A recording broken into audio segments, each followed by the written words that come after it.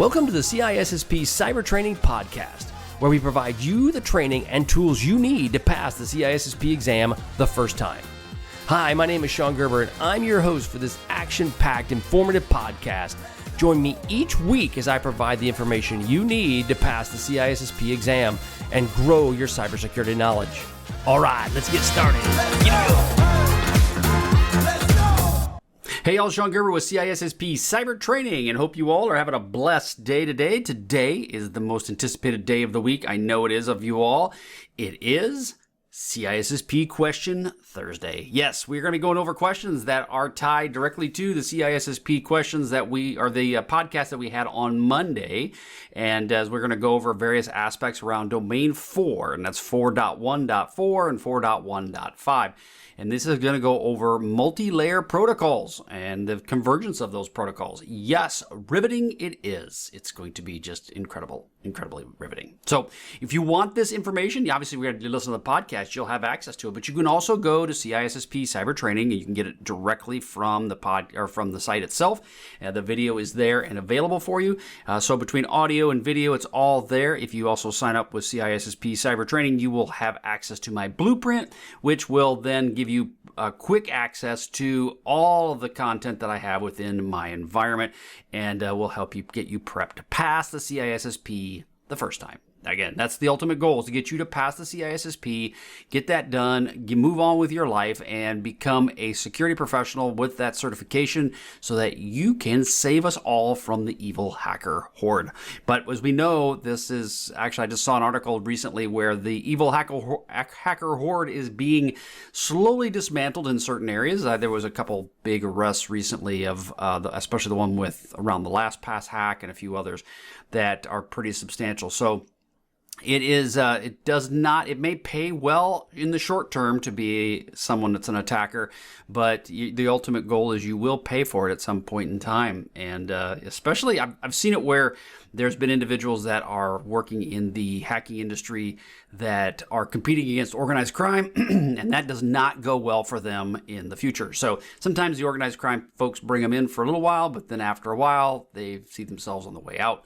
So there's obviously lots of money in it, obviously, gobs of money, but the downsides, they've always been pretty substantial. So you just got to decide, is that something you really want to do? But if you're listening to this podcast, then you probably are not. You're probably one of those that are on the defender side of the house that is trying to protect the companies from these malicious types of folks. So rather than the monologue continuing on and on and on, let's roll into question number 1.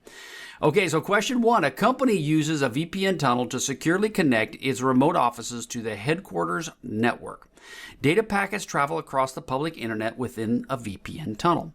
At which layer of the OSI model does encapsulation occur for the VPN tunnel itself?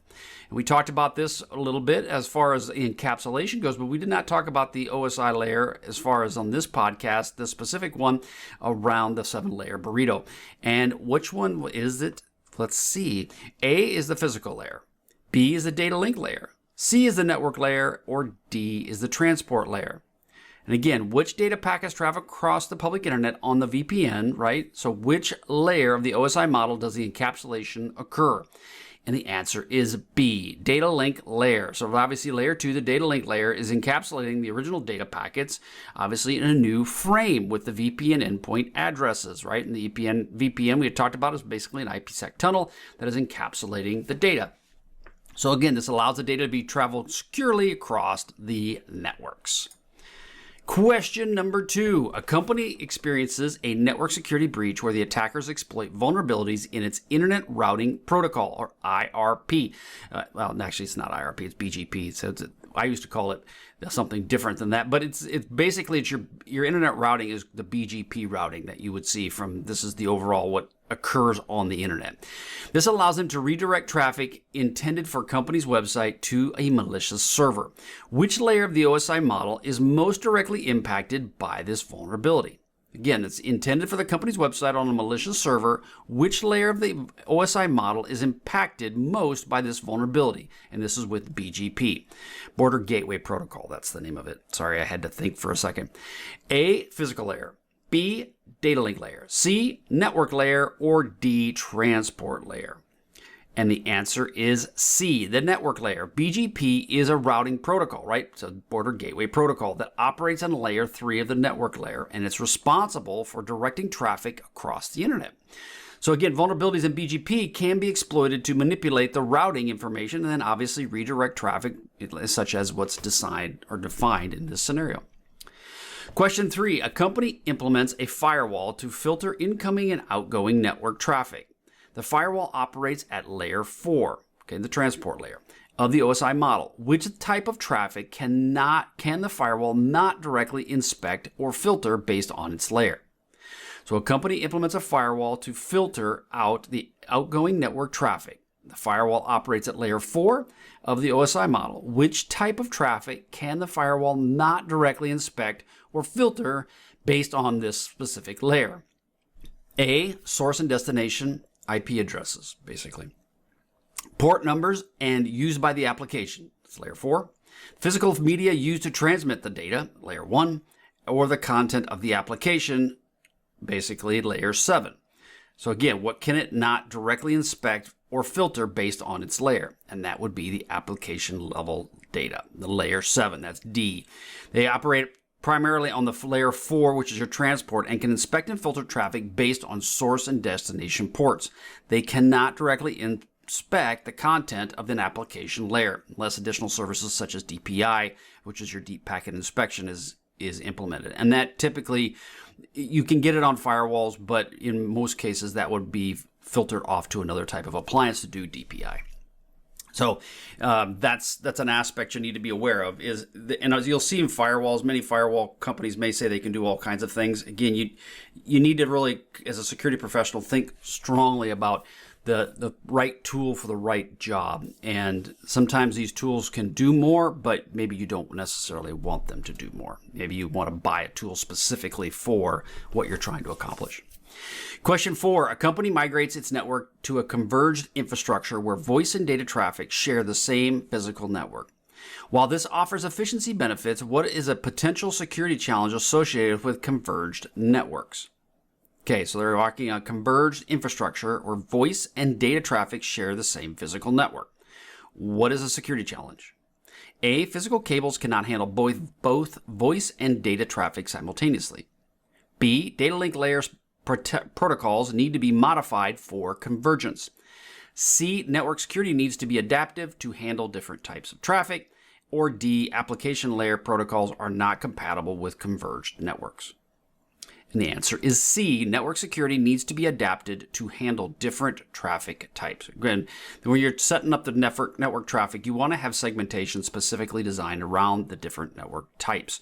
Again, it's just a better security mechanism, and it's also separating the different duties that they may have. So it's just a smarter way to ensure that you can protect your data. Question 5. A company implements VLAN to segment the network and improve security. However, due to misconfigurations, that's never good, a sensitive server is accidentally placed in the same VLAN as a public guest network. What is the security risk associated with this misconfiguration? We talk about this all the time. Security risks, in many cases, come from people making foolish decisions or just making a mistake, right? And making a misconfiguration. So, unauthorized users on the guest network might gain access to the sensitive server. That's A. B, the physical cables connecting the server and the guest network might be compromised. C, the data link layer communication between the server and the guest network might be disrupted. Or D, the transport layer protocols used by the server will be incompatible with the guest network.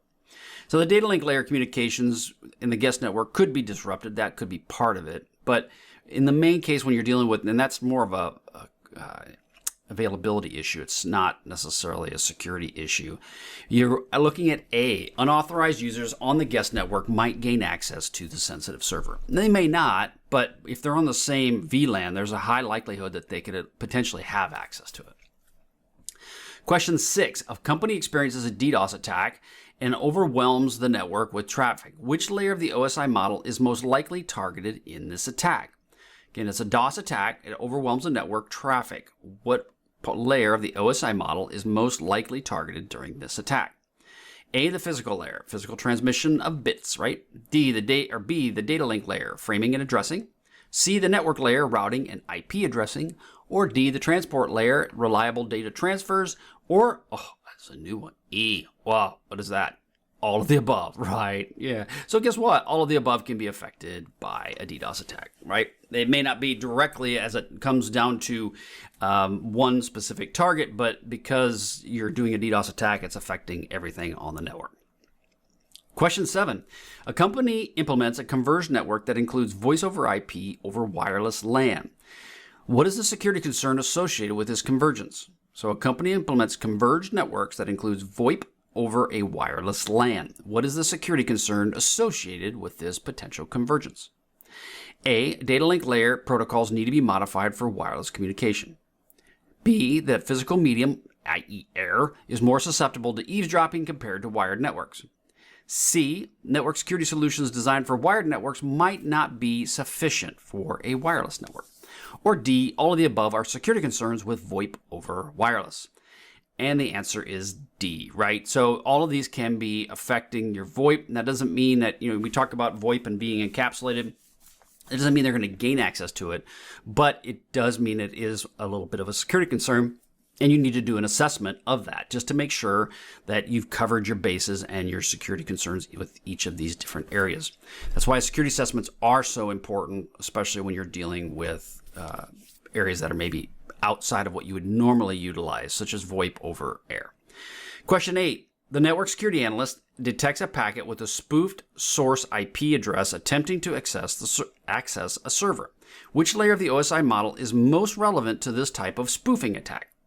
So a network security analyst detects a packet with a spoofed source IP address attempting to access a server.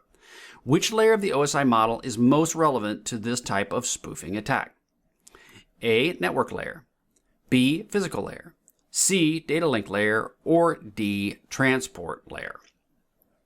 And the answer is A, network layer, right? So spoofing attacks typically target layer 3 of your network by forging source IP addresses in packets to deceive the routing mechanisms to gain unauthorized access. Basically, they're spoofing the IP addresses.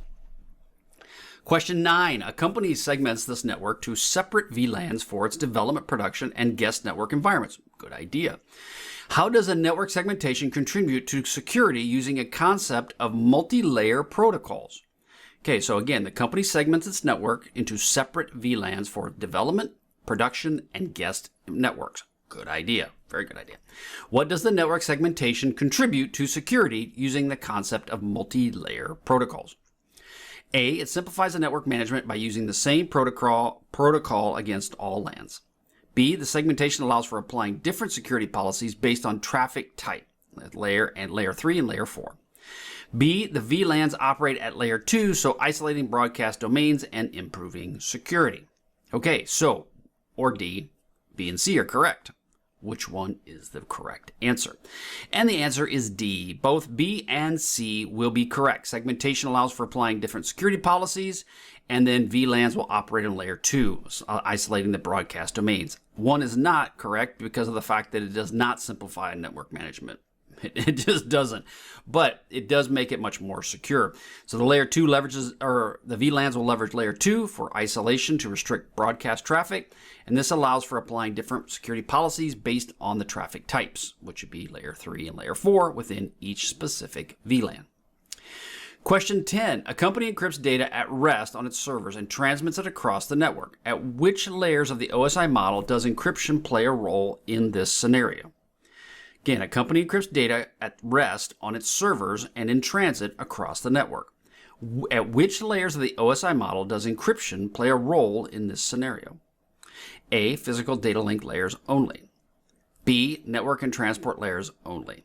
C, data link and transport layers only. Or D, encryption may be applied to any layer of the OSI model. And the answer is B, network and transport layers only. So encryption typically operates at higher layers, network and transport, to protect the data confidentiality during the routing and transmission. While lower layers, encryption is technically possible, it is less common and may not be as efficient and widely supported. Question 11. A network intrusion detection system, IDS, analyzes network traffic to identify suspicious activity. Which layer of the OSI model does an IDS typically focus on for traffic inspection? So network intrusion detection, IDS, analyzes network traffic to identify suspicious activity, which is expected. Which layer of the OSI model does the IDS, the intrusion detection system, typically focus on for traffic inspection? A, the physical layer, analyzing raw data transmissions. B, the data link layer.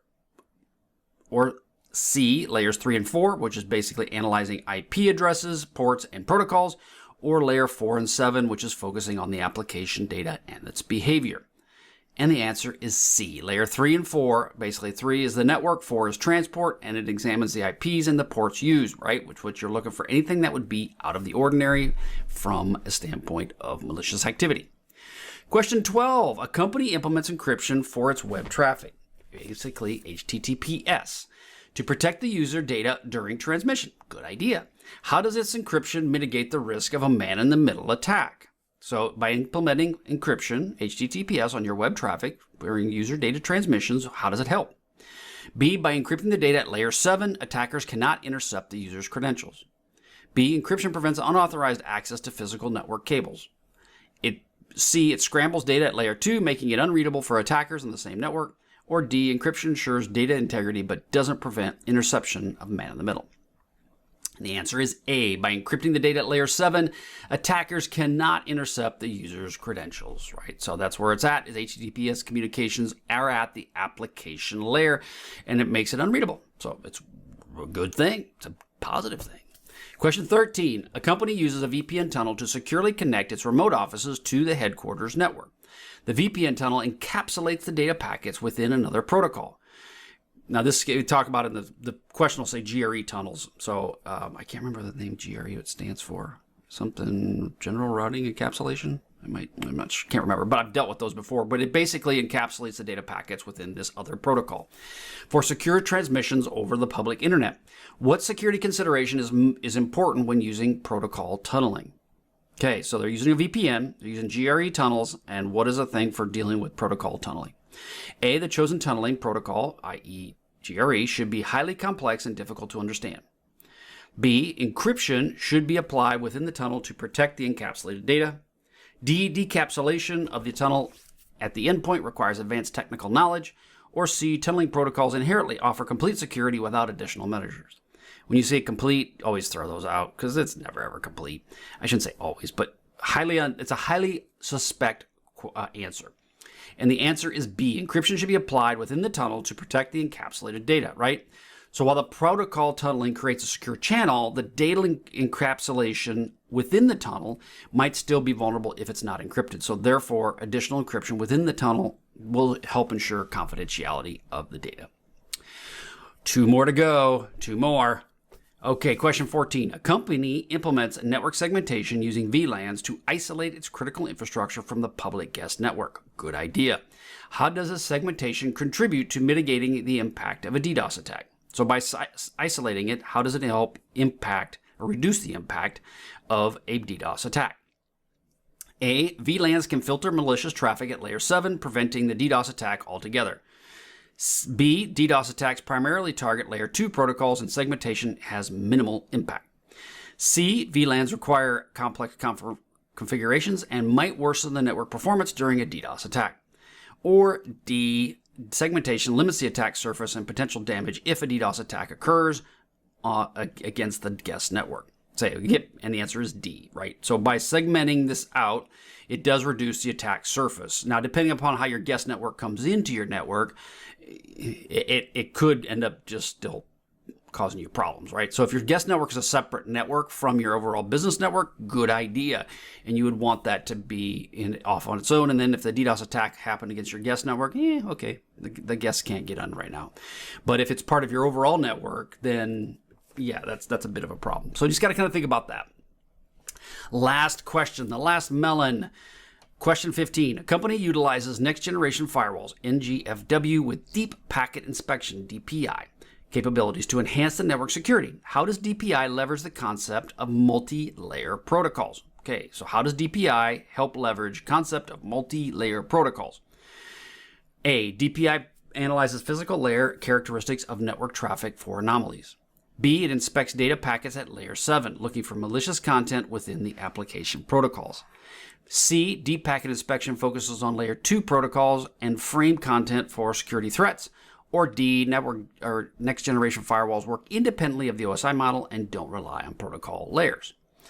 Okay, so what is it? Where is the DPI at? Well, we talked about DPI inspects the application layer, which is layer 7, looking for malicious content within the application protocols, and the answer is B. So like traditional firewalls that primarily focus on layer 3 and 4, next generation firewalls with DPI can go deeper and inspect it at the application layer, which is level 7 or layer 7. However, like I said before, going with having a next generation firewall that does application level monitoring is great, but you got to have a pretty beefy system to be able to do that. And depending on the amount of applications you have and the bandwidth that you have that's going through your network, it could be very challenging. So having a separate device that does application monitoring may be the better choice, but maybe not, depending upon your network. All right, that is all I have for you today. I'm super excited for what's going on with CISSP cyber training. A lot of great things. I've been doing some great mentoring with folks. We have a lot of people that are passing the CISSP, taking the courseware. I highly recommend it. I mean, I keep talking about some changes. I just got to have the time, but there's going to be some things that'll be coming that will make it even easier for you to get your CISSP. So I'm excited for the future, and I'm excited for you all that you're coming into the security space, because the fact is we need you terribly bad. The world needs you all very much. So I appreciate you guys listening to the podcast. I appreciate any support you have for the podcast. Please go out there and give us a thumbs up, give us a rating, whatever you may need. We are fast approaching 10,000 downloads a month, so it's really growing, and we are extremely excited about the future for this to help you all pass the CISSP the first time. All right, have a great day, and we will catch you on the flip side. See ya.